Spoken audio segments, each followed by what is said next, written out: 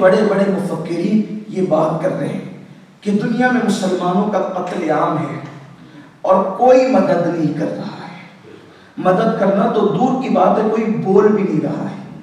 آپ سے میں ایک بات پوچھتا ہوں، سیاست اور ریاست سے ہٹ کر ذرا مکمل مذہبی بن کر کے سوچئے، قتل کیوں ہوتا ہے مسلمان کا؟ دیکھیں، یاد رکھیں، مسلمان لاوارث نہیں ہے. مسلمان لاوارث نہیں ہے، اس کا مولا اللہ ہے. جس کا مولا اللہ ہو، جس کا مولا رسول ہو، مددگار اللہ رسول ہو. حضور فرماتے جس کا کوئی مولا نہیں ہے، آقا فرماتے جس کا کوئی مولا نہیں، اس کا میں مولا ہوں. مسلمان لاوارث نہیں ہے، چاہے وہ غریب ہو، مفلس ہو، وہ چوراہے پر یا راستے پر زندگی گزارنے والا ہے، اگر اس نے کلمہ پڑھا ہے تو اللہ اور اس کا رسول اس کے مولا ہے. وہ مددگار ہے اللہ بھی اور اس کا رسول بھی. لیکن قتل عام کیوں ہے؟ بے سبب تو قتل نہیں ہوتا. ہمارا تو عقیدہ ہے اللہ کی مرضی کے بغیر جب پتہ نہیں ہلتا تو اللہ کی مرضی کے بغیر دشمن کی تلوار کیسے اٹھ رہی ہے؟ کیوں قتل ہوتا ہے؟ آئیے سیرت کے باب میں جائزہ لیتے ہیں، ہو سکتا ہے اللہ کسی کے دل میں بات اتار دے. دیکھیے، صحابہ کرام سے بڑھ کر انبیاء کے بعد روئے زمین پر کوئی مخلوق نہیں ہے. سب سے افضل ترین مخلوق خدا کی اس زمین پر انبیاء کے بعد اگر کوئی ہے تو وہ حضرات صحابہ کرام ہیں. انسانوں میں ان سے بڑا درجہ انبیاء کے بعد کسی کا نہیں ہے. وہ صحابہ ہیں جن کو اللہ نے قطعی یقینی طور پر جنتی ہونے کا اعلان کر دیا. وَكُلًّا وَعَدَ اللَّهُ الْحُسْنَى، اللہ نے ان کے ساتھ حسنہ کا وعدہ کیا. ان کے لیے کا رضی اللہ عنہم ورضوا عنہ، ان سے راضی ہو گیا، ان کو اپنے سے راضی کر لیا. آپ بتائیں کہ جو اللہ کی مخلوق میں انبیاء کے بعد انسانوں میں سب سے افضل ترین مخلوق ہو، ان کا بھی ایک بہت بڑا قتل عام ہوا جس کو ہم مذہب کی زبان میں شہادت کہتے ہیں. وہ پہلا موقع تھا، پہلی مرتبہ بڑی تعداد میں جو مسلمان شہید ہوئے ہیں اس کو جنگ احد کہتے ہیں. اور جنگ احد میں ایسی بڑی بڑی ہستیاں شہید ہوئی کہ اللہ کے حبیب صلی اللہ علیہ وآلہ وسلم ان شہادتوں پر اتنا روئے تھے کہ مورخین نے یہاں تک لکھا کہ اللہ کے رسول کی ہچکیاں بن گئی تھی. کسی موت پر اللہ کے رسول کو اتنا روتے ہوئے نہیں دیکھا جتنا شہدائے احد، اور بالخصوص سید الشہداء حضرت سیدنا امیر حمزہ ام رسول کی شہادت پر حضور روئے تھے. اور اتنی دردناک شہادت تھی کہ اس کو بیان کرتے ہوئے کلیجہ منہ کو آتا ہے جب وحشی نام کے ایک شخص نے حضرت امیر حمزہ رضی اللہ تعالی عنہ کو شہید کیا، اور اس کے بعد ایک عورت نے اس شخص کی مدد سے حضرت امیر حمزہ کی انگلیاں کاٹی، کان کاٹے، ناک کاٹی، زبان کاٹی، ہونٹ کاٹے، اور یہ سب کچھ کاٹ کر ایک سوئی کے ذریعے سے، ایک اوزار کے ذریعے سے رسی میں اس کو پرویا اور اس کا ہار بنایا، کان کی بالیاں بنائی، ہاتھوں کے کڑے بنائے، پیر کے پازے بنائے، اور ان اعضاء کے جو وہ زیور پہن کر وہ لوگ خوشی خوشی مکۃ المکرمہ میں داخل ہوئے. اللہ کے رسول صلی اللہ علیہ وآلہ وسلم نے فرمایا کہ اگر مجھے اپنی پھوپھیوں کا خیال نہ ہوتا یا مجھے اپنی پھوپھی کا خیال نہ ہوتا تو میں اپنے چچا حمزہ کو میدان احد میں ایسے ہی چھوڑ دیتا کہ ان کے جسم کو چرند و پرند کھاتے. اور اس لیے کہ شہید کی لاش کی جتنے لوگ بے حرمتی کرتے ہیں اس کے درجات اتنے بڑھتے چلے جاتے ہیں۔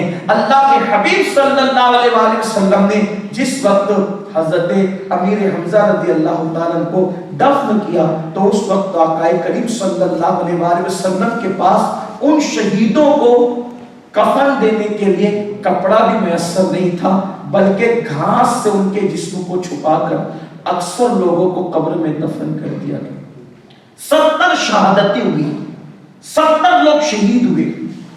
شہید ہونے کی وجہ، شہید ہونے کی سب سے بڑی وجہ جو سیرت نگاروں نے لکھا ہے اور علماء کا جس پر اتفاق ہے وہ یہ ہے کہ اللہ کے حبیب صلی اللہ علیہ وآلہ وسلم نے 50 صحابہ سے کہا تھا کہ ایک پہاڑی ہے جس کو عینین کہتے ہیں، اس عینین نامی پہاڑ پر تم لوگ کھڑے ہو جاؤ، اور جب تک میں نہ کہوں اس وقت تک تم کو اس پہاڑی سے اترنا نہیں ہے۔ اگر تم دیکھو کہ ہم گاجر مولیوں کی طرح کٹ رہے ہیں تو بھی تم کو نہیں اترنا، اور تم دیکھو کہ ہم دشمن کو کاٹ رہے تو بھی تم کو نہیں اترنا جب تک میں نہ کہوں۔ حضرت سیدنا جبیر رضی اللہ تعالیٰ کی قیادت میں 50 لوگوں کو وہاں کھڑا کیا گیا۔ مسلمانوں نے کافروں کے ساتھ جنگ کی، مسلمان کم و بیش جو ہے وہ 700 کی تعداد میں تھے اور سامنے 3000 کا لشکر تھا۔ آئے تھے 1000 لیکن کچھ لوگ جو واپس چلے گئے تھے اس میں اور کمی واقع ہو گئی تھی، سامنے 3000 تھی، ادھر 700 تھے، لیکن مسلمان دشمن پر غالب آئے، دشمن میدان چھوڑ کر پیچھے ہٹنے لگا، اور پھر وہ صحابہ جو 50 کی تعداد میں اس عینین نام کی پہاڑی پر کھڑے تھے، ان لوگوں میں آپس میں اختلاف ہو گیا اس بات پر کہ ہم پہاڑ سے نیچے اتر جائیں۔ حضرت جبیر نے فرمایا کہ نہیں، اللہ کے رسول نے ہمیں منع کیا ہے، جب تک حضور نہیں کہتے ہمیں نیچے نہیں اترنا ہے۔ دوسرے صحابہ نے کہا اللہ کے رسول کا حکم جنگ جاری رہنے تک تھا، اب جنگ ختم ہو گئی ہے، دشمن میدان چھوڑ کر چلا گیا ہے، اب اللہ کے رسول کا حکم باقی نہ رہا، اس لیے ہم لوگوں کو اب واپس چلے جانا چاہیے۔ حتیٰ کہ کم و بیش 30 صحابہ کے آس پاس وہاں موجود رہے یا 17 صحابہ کے آس پاس موجود رہے اور باقی صحابہ نیچے اتر آئے۔ میں یہ تو نہیں کہتا کہ ان سے گناہ ہوا، ان سے معصیت ہوئی، لیکن یہ ضرور کہوں گا کہ ان سے لغزش اجتہادی ہو گئی تھی، حضور کے فرمان کو سمجھ کر عمل کرنے میں گناہ نہیں ہوا تھا، ایک خطا اجتہادی تھی، لغزش اجتہادی تھی۔ اللہ کے رسول نے فرمایا جب تک میں نہ کہوں نیچے مت اترنا، اس فرمان کو سمجھنے میں ان سے لغزش اجتہادی ہوئی اور وہ نیچے آ گئے۔ سب نہیں آئے، کچھ لوگ آئے، یوں سمجھ دے کہ تقریباً 30 کی تعداد میں آ گئے یا 35 کی تعداد میں آ گئے یا 25 کی تعداد میں آ گئے، آدھا آدھا کر لیں کہ 25 رک گئے 25 آ گئے، حالانکہ ایسا نہیں ہے، لیکن میں ایک اعتدال کے ساتھ بیان کر رہا ہوں۔ 25 رک گئے 25 آ گئے، کیا ہوا؟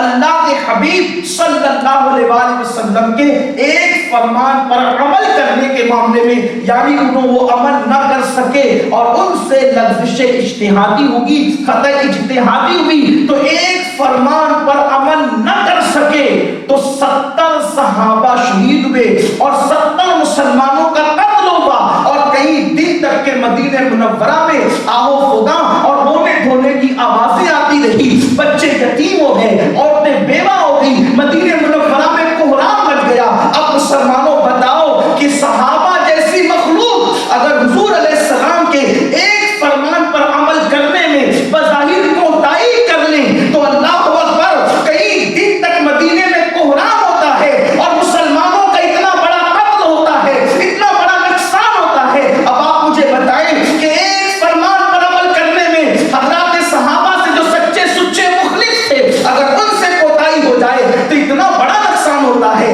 امت مسلمہ میں، جبکہ قوم کے جوان زنا کے اڈوں کو آباد کر رہے ہوں، مسلمانوں کے ہاتھوں میں شراب کے پیالے ہوں، مسلمانوں کی نظریں آوارہ ہو چکی ہو، مسلمان حرام کھا رہا ہو، مسلمانوں کے گھر میں اللہ اکبر سریلوں کے نام پر کفریہ اور شرکیہ کلمات بج رہے ہوں، نماز کے اوقات میں مسلمان نرم نرم گدوں پہ سوتا پڑا ہو، اللہ اکبر 25 صحابہ کم و بیش